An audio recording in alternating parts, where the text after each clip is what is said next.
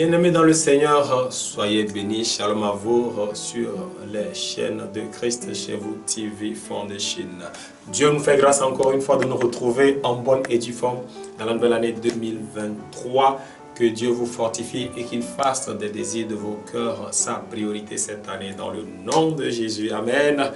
Et ce matin, par la grâce de Dieu, nous allons méditer encore sur un petit texte tiré du livre de 2 Timothée au chapitre 4. Au chapitre 4 à partir du verset 7. Voici ce que la Bible dit. J'ai combattu le bon combat, j'ai achevé la course, j'ai gardé la foi. Waouh! J'ai combattu le bon combat, j'ai achevé la course, j'ai gardé la foi. Alléluia. Et ce matin, je crois que c'est le début de la nouvelle année et c'est c'est notre premier rendez-vous en 2023 et je voudrais vraiment bien vous demander de bien vous asseoir sur vos sièges là où vous êtes en train de nous regarder et que le Saint-Esprit nous fortifie en ce petit moment de partage. Amen. L'apôtre Paul ici est en train de parler à son fils Timothée et voici la lettre qu'il lui écrit et voici ce qu'il est en train de lui dire. Qu'il a combattu le bon combat. Il a fait quoi? Il a achevé la course et il a gardé la foi.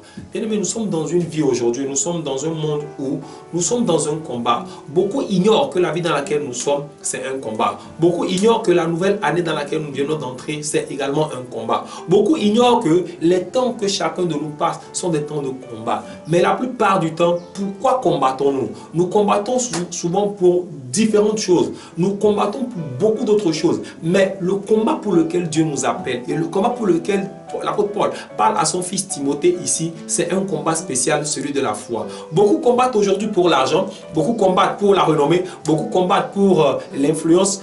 Quoi d'autre, je ne sais quoi. Mais aujourd'hui, Dieu nous appelle à faire quoi? À combattre pour la foi. Combattre pour la foi, ça veut dire quoi? Combattre pour la foi, ça veut dire garder toujours cette foi. Garder toujours la couronne de foi que nous avons reçue le jour de notre nouvelle naissance. Quand nous avons décidé de courir après le Seigneur Jésus, quand nous avons décidé d'aller vers lui afin qu'il soit le maître de nos vies, qu'il soit le Seigneur de nos vies, ça veut dire que nous sommes en train de faire preuve d'une certaine foi. Quand nous avons décidé de marcher aux côtés du Seigneur Jésus, ça veut dire que nous avons décidé de faire quoi? De faire une alliance avec lui. Et donc dans cette alliance, nous sommes appelés à garder les traits de cette alliance. Nous sommes appelés à garder carrément cette alliance-là et pour pouvoir aller de l'avant. Et Paul va dire à son fils, j'ai combattu le bon combat. Waouh! Le bon combat, c'est celui de la foi. Le bon combat n'est pas celui de la renommée. Le bon combat n'est pas celui de l'argent. Vous savez, la foi en tant que chrétien, la foi c'est la monnaie d'échange pour pouvoir gagner n'importe quoi du monde spirituel. Et donc celui qui combat aujourd'hui pour la renommée, celui qui combat pour l'argent, celui qui combat pour je sais pas, l'influence, la puissance, la position, c'est parce que cette personne n'a pas la foi. Si tu as la foi, il suffit seulement de mettre à exécution ta foi et tout ce dont tu as besoin vient à toi.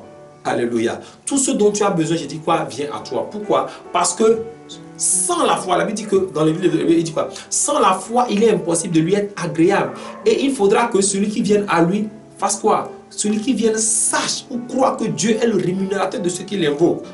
Vous voyez, non? Donc celui qui a la foi, c'est cette personne-là qui croit d'abord que Dieu existe et ensuite que quand on va vers Dieu, on a la résolution à tous nos problèmes. Et donc, la Bible dit que sans la foi, il est impossible d'être agréable à Dieu. Si vous voulez être agréable à Dieu, ce n'est pas à cause de votre argent que vous serez agréable à Dieu. Ce n'est pas à cause de votre je ne sais pas, position, titre que vous serez agréable à Dieu. C'est par rapport à la foi. Alors nous, en tant que chrétiens, nous avons décidé en 2023 d'être agréable à Dieu. Nous avons décidé de marcher avec Dieu. Nous avons décidé d'être plus proche de Dieu par rapport à notre foi. Par rapport à notre foi. Donc, tout cela, nous sommes appelés à combattre pour garder et sauvegarder notre foi. Beaucoup d'événements vont arriver en 2023. Laissez-moi vous lire quelque chose. Dans le livre de chapitre 3, toujours dans 2 Timothée, en premier verset, il dit quoi? Sache que dans les derniers jours, il y aura des temps difficiles. Lorsqu'il y a des temps difficiles, bien aimés, c'est très difficile que les gens puissent garder leur foi. Dans les moments difficiles, les gens n'arrivent pas à garder leur foi. Ok? Et dit quoi? Car les hommes seront égoïstes, amis de l'argent, fanfarons, hautains, blasphémateurs, ainsi de suite, jusqu'à... Et la Bible dit quoi? Ayant l'apparence de la piété, mais reniant ce qui en fait la force. Éloigne-toi de ces hommes-là. Waouh! c'est un combat pas possible. Pourquoi? Avoir la foi, c'est choisir de marcher du côté de Dieu. Faire le combat de la foi, c'est choisir de marcher du côté de Dieu, quelles que soient les difficultés, quelles que soient les persécutions. Nous avons eu beaucoup de persécutions en 2022. Nous avons eu pas mal de persécutions, de difficultés en 2022. Nous avons été, déjà je peux même dire à partir de l'année 2020, nous avions eu à être confrontés à beaucoup de maux et de difficultés. Nous avions eu à traverser la pandémie de la Covid. Nous avons eu à traverser la vie chère avec la guerre que nous sommes en train de voir l'Ukraine et la Russie se faire là-bas. Et donc ça agit automatiquement sur l'économie de nos nations. Et ça rend vraiment faible le niveau de vie des populations dans le monde entier. Mais est-ce que c'est pour cela que nous, les enfants de Dieu, nous allons également compromettre notre foi? Tout ce que nous faisons aujourd'hui, c'est de pouvoir sauvegarder et garder notre foi. C'est de pouvoir attraper, protéger, maintenir notre foi. Et donc, il ne faudra pas que nous nous laissions abattre par les situations de la vie. Je ne sais pas dans quelle situation tu es dans ce matin. Je ne sais pas dans quelle situation tu es en ce jour où tu m'écoutes. Peut-être assis dans ton canapé, tu es en train de pleurer. Ah, j'ai mal ici, j'ai mal là. Je traverse telle ou telle situation. Est-ce que Dieu n'est pas à côté? Et je prie, pourquoi Dieu ne me répond pas? Laisse-moi te dire que toutes ces choses sont en train de se faire pour pouvoir équiper encore et fortifier plus ta foi. Ok? Toutes ces choses-là, c'est pour que ta foi puisse grandir. Si ta foi ne passe pas par les épreuves, si tu ne traverses pas les épreuves, ta foi ne peut pas grandir. Donc, laisse-moi te dire ce matin que le combat dans lequel toi et moi nous sommes, c'est un combat qui tend à préserver notre foi. Et c'est grâce à cette foi qu'un jour nous dirons, nous avons combattu le bon combat, nous avons achevé la course.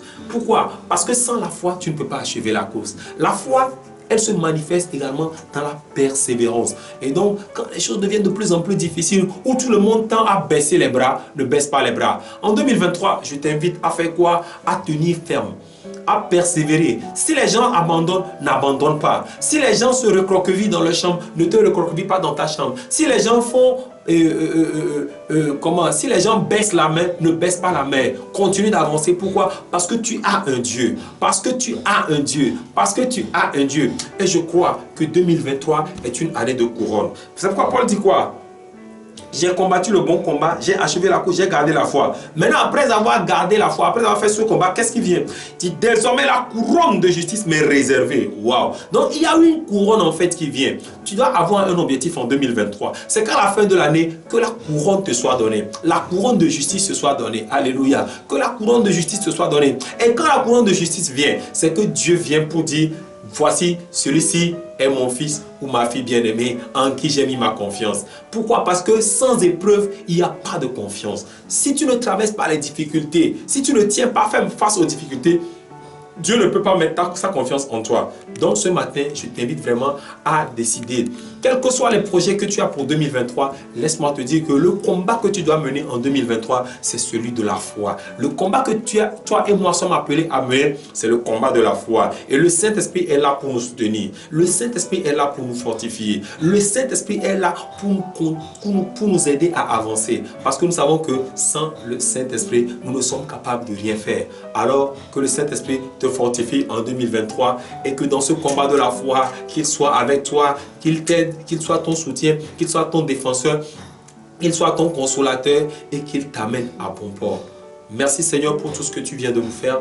Merci pour ce message que tu nous donnes. Saint-Esprit, ravive encore en nous cette foi. Booste notre foi. Que chaque jour où nous nous réveillons, Seigneur, quelles que soient les situations que les ennemis, que le monde est en train de traverser, que cela n'affecte pas notre foi, mais que nous puissions tenir ferme face à toutes les difficultés, face à toutes les situations. Même quand le monde semble nous abandonner, même quand nos plus proches parents semblent nous abandonner, quand nos frères, nos soeurs, nos pasteurs, nos amis semblent nous abandonner. Seigneur, notre foi n'est pas en nos frères, notre foi n'est pas en nos soeurs, notre foi est en toi, notre foi est connectée à toi. Nous nous connectons à toi et nous croyons que sans toi nous ne sommes rien. Nous croyons que sans toi nous ne pouvons rien. Alors Seigneur, même si les hommes nous abandonnent, cela nous prouve que tu es réellement avec nous. Même si les hommes nous abandonnent, cela nous fait dire que nous savons que l'Éternel ne nous abandonnera pas. Que cette année 2023, Seigneur, soit une année de victoire dans cette lutte pour la foi, dans ce combat pour la foi, au nom puissant de Jésus.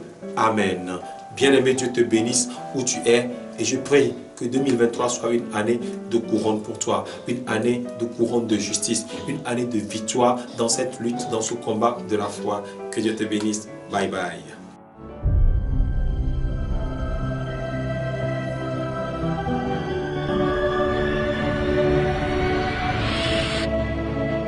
Christ chez vous TV. When Jesus follows you everywhere.